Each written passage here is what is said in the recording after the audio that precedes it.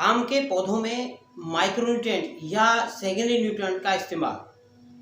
किसान साथियों, क्या आपने कभी अपने आम के बगीचों में माइक्रोन्यूट्रिएंट यानी सूक्ष्म पोषक तत्वों का या सेकेंडरी न्यूट्रिएंट्स यानी कैल्शियम, मैग्नीशियम, सल्फर जो द्वितीयक तत्व होते हैं उनका इस्तेमाल करके देखा है?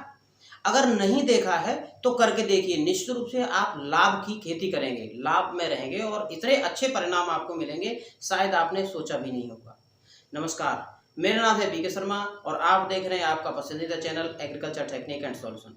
किसान साथियों, आज की वीडियो जो पिछली 4 वीडियो आई हैं, 3 से 4 वीडियो मैंने दी हैं, वो अपने बागों में उर्वरक प्रबंधन के विषय में रही हैं। इसका ये अगला भाग है और आज आपको इस वीडियो में बताया जाएगा कि आप अपने आम के बगीचों में, आम के पौधों में माइक्रोन्यूट्रिएंट या सेकेंडरी न्यूट्रिएंट का इस्तेमाल कब करें, क्यों करें और उससे करने से लाभ आपको क्या होगा। तो चलते हैं वीडियो में, शुरू करते हैं आज का टॉपिक।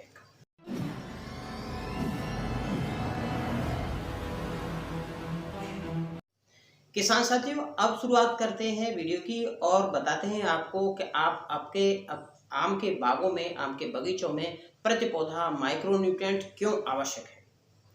किसान साथियों, हर पौधे के लिए अपनी बढ़वार ग्रोथ के लिए और उसमें अच्छी पैदावार लेने के लिए जरूरी होता है पोषक तत्व प्रबंध यानी उर्वरक प्रबंध। उर्वरक प्रबंध में हमारे ज़्यादातर किसान साथी, मैंने अक्सर देखा है आपके पंजाब, हरियाणा, हिमाचल प्रदेश और उत्तर प्रदेश के कई बागवान साथियों से मेरी बात हुई है। मैंने पूछा, आप कोई माइक्रोन्यूट्रिएंट या सूक्ष्म पोषक तत्वों का कोई प्रबंध करते हैं? तो ज़्यादातर लोगों का यही कहना है कि हमने अपने आम के बगीचों में कभी सूक्ष्म पोषक तत्वों का इस्तेमाल किया ही नहीं।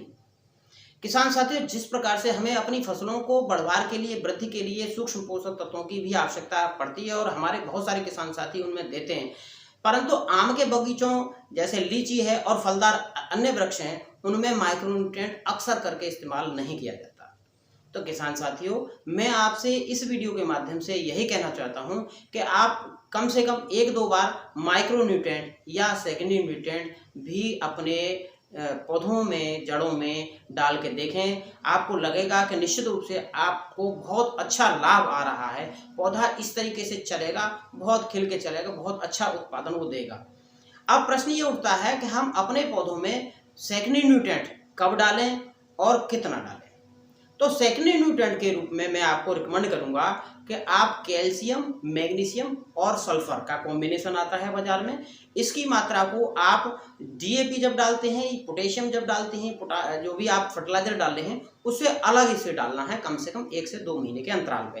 परंतु ये ध्यान रहे, अक्टूबर, नवंबर और दिसंबर जब आपका फूल आने के समय होता है तब इसको ना डालें। आप जब आमी बड़ी हो गई हो, करीब करीब आपका 20 ग्राम 30 ग्राम का आमी हो गया हो, तब इसको आप डाल सकते हैं। डालना कितना है? तो कैल्शियम, मैग्नीशियम, सल्फर का कॉम्बिनेशन अपने बाग की उम्र के आधार पे आप निर्धारित कर सकते हैं, जिसमें कि आप अगर 10 वर्ष या 10 वर्ष से अधिक का आपका पौधा है तो कम से कम प्रति पौधा 100 से 150 ग्राम मात्रा आप कैल्शियम, मैग्नीशियम, सल्फर के कॉम्बिनेशन की रख सकते हैं। किसान साथियों, यहाँ ये प्रश्न उठता है कि अगर आप कैल्शियम, मैग्नीशियम, सल्फर का कॉम्बिनेशन नहीं मिलता है तब आप जिप्सम का उपयोग भी कर सकते हैं, परंतु जिप्सम की मात्रा को आप बढ़ा करके कम से कम 500 से 600 ग्राम प्रति डालें, क्योंकि यह जिप्सम जो है उसमें कैल्शियम और सल्फर की मात्रा थोड़ी कम होती है।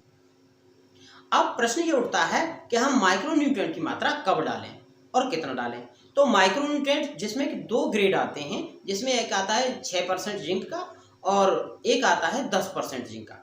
तो किसान साथियों, मैं आपको बताना चाहूँगा, प्रति पौधा 100 ग्राम से 150 ग्राम मात्रा, 10 वर्ष या अधिक का पौधा है तो आप प्रति पौधा के हिसाब से 100 से 150 ग्राम मात्रा रख सकते हैं।